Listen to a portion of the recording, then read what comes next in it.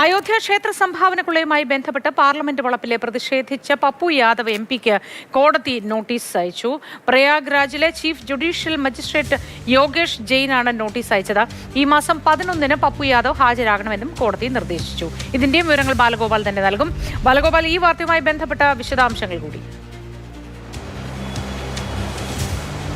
മോദി, ഈ അയോധ്യ ക്ഷേത്ര സംഭാവന കൊള്ളയുമായി ബന്ധപ്പെട്ട് ഈ പാർലമെന്റ് വളപ്പിൽ കഴിഞ്ഞ ആഴ്ച നടന്ന സ്കിറ്റിനാണ് ഇപ്പോൾ പപ്പു യാദവിന് കോടതിയുടെ നോട്ടീസ് ലഭിച്ചിരിക്കുന്നത്. സനാതന ധർമ്മത്തെ അപമാനിക്കുകയും അതുപോലെ തന്നെ ഹിന്ദുമത വിശ്വാസികളുടെ ഈ വികാരം വ്രണപ്പെടുത്തുകയും ചെയ്തു എന്ന് ആരോപിച്ചുകൊണ്ട് ഉത്തർപ്രദേശിലെ BJP നേതാവും അലഹബാദ് ഹൈക്കോടതിയിലെ അഭിഭാഷകനുമായ സുനിൽ ജെയിനായിരുന്നു ഈ കോടതിയെ സമീപിച്ചിരുന്നത്. തുടർന്ന് ഈ കേസ് പരിഗണിച്ച, ഈ പരാതി പരിഗണിച്ച പ്രയാഗ്രാജിലെ ചീഫ് ജുഡീഷ്യൽ മജിസ്ട്രേറ്റ് യോഗേഷ് ജെയിനാണ് പപ്പു യാദവിന് നോട്ടീസ് അയക്കുകയും 11-ാം തീയതി നേരിട്ട് ഹാജരാകുവാൻ വേണ്ടി നിർദ്ദേശം നൽകുകയും ചെയ്തിരുന്നത്.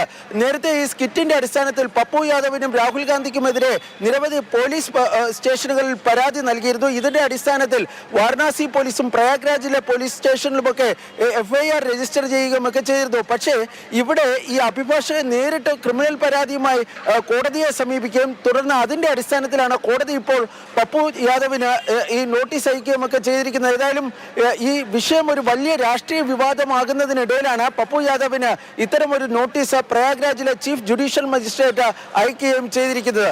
മോദി, ശരി.